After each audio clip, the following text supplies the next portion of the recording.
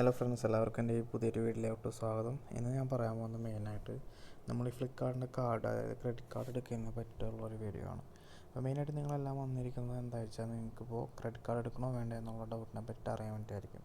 ഞാൻ നിങ്ങളോട് ഷെയർ ചെയ്യാൻ പോകുന്നതിൻ്റെ ബെനിഫിറ്റ് ആൻഡ് ഡിസഡ്വാൻറ്റേജസ് ആണ് ഞാൻ പറയാൻ പോകുന്നത്.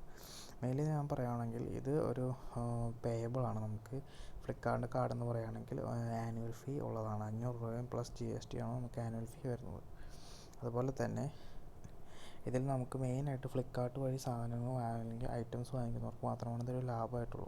നമ്മൾ വാങ്ങിക്കുന്ന എല്ലാ ഐറ്റത്തിൻ്റെയും 5% എന്ന് പറയുന്നത് നമ്മുടെ കാർഡ്, അതായത് നമ്മുടെ കയ്യിൽ അപ്പോൾ ഡിസ്കൗണ്ട് ആയിട്ട് വരില്ല, നമ്മുടെ ക്രെഡിറ്റ് കാർഡിലോട്ട് അവർ ക്രെഡിറ്റ് ആകുന്നതായിരിക്കും. പിന്നെ അത് പേയ്മെൻറ്റ് നമ്മുടെ ബില്ല് സെറ്റിൽ ചെയ്യുമ്പോൾ അതിൽ നിന്ന് കുറച്ച് അടച്ചാൽ മതി.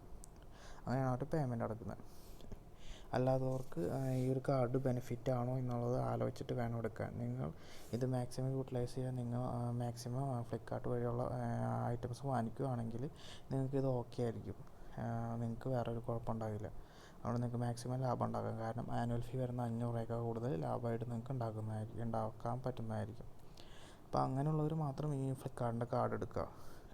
പിന്നെ അതുപോലെ തന്നെ നമ്മൾ എടുത്ത ശേഷം അപ്പോൾ തന്നെ ക്യാൻസൽ ആക്കാനൊക്കെ ഉദ്ദേശമുള്ളവർ ദയവായി ഇതെടുക്കാണ്ടിരിക്കുക. കാരണം എന്താ വെച്ചാൽ നമ്മുടെ സിബിൽ സ്കോറിന് ഇതെന്തായാലും ബാധിക്കും. നമ്മൾ 6 മാസത്തിനുള്ളിലൊക്കെ ഇത് ക്യാൻസൽ ആക്കുവാണെങ്കിൽ നമ്മുടെ സിബിൽ സ്കോറിന് ഇത് നെഗറ്റീവായിട്ട് ബാധിക്കും. നമ്മുടെ സ്കോറ് അത്യാവശ്യം സ്കോറുള്ളതായിരിക്കും, അത് പെട്ടെന്ന് ഭയങ്കരമായിട്ട് കുറയുന്നതായിരിക്കും. പിന്നെ ഇനി ഇൻട്രസ്റ്റ് എല്ലാവർക്കും അറിയാം, കറക്റ്റ് ടൈമിൽ അടച്ചു പോകണം. അല്ലെങ്കിൽ 18-20% ഇൻട്രസ്റ്റ് വരുന്നത്. അതുകൊണ്ട് സൂക്ഷിച്ച് വേണം അത് കൈകാര്യം ചെയ്യാനായിട്ട്. അതുപോലെ കുറേ പ്രശ്നങ്ങൾ ഇതിന് ചെറുതായിട്ടുമുണ്ട്. മീൻസ് ഇങ്ങനത്തെ ഇൻട്രസ്റ്റും അതുപോലെ തന്നെ പിന്നെ മെയിനായിട്ട് ചിലവർക്ക് അറിയില്ല, ATM പോയി ചിലവർ പൈസ എടുക്കും. അപ്പോൾ അതുപോലെ ATM പോയി പൈസ എടുത്തു കഴിഞ്ഞാൽ നമുക്ക് എന്തൊരു ട്രാൻസാക്ഷൻ നടത്തുന്ന 500 രൂപയാണ് നമുക്ക് പെനാൽറ്റി അല്ല, ഫീ ആയിട്ട് വരുന്നത്. അപ്പോൾ അതുപോലുള്ള ട്രാൻസാക്ഷൻ നമുക്ക് സൂക്ഷിച്ച് വേണം നടത്താൻ.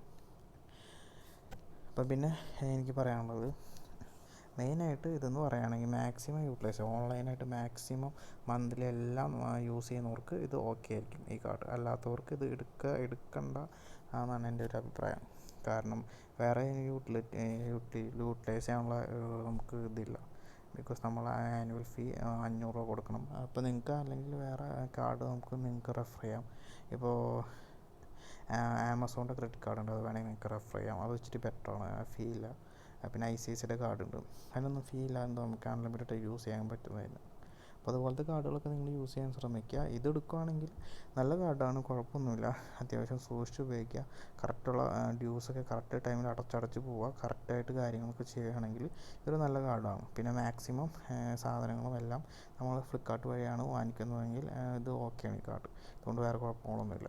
അപ്പോൾ നമുക്ക് എല്ലാത്തിനും 5% ബെനിഫിറ്റായിട്ടുള്ള, ഇപ്പോൾ 100ൻ്റെ 5%, അതുപോലെ എല്ലാത്തിൻ്റെയും നമുക്ക് ബെനിഫിറ്റായിട്ട് കിട്ടുന്നതായിരിക്കും. അപ്പോൾ അതുകൊണ്ട് നമുക്ക് നഷ്ടം ഉണ്ടാകില്ല.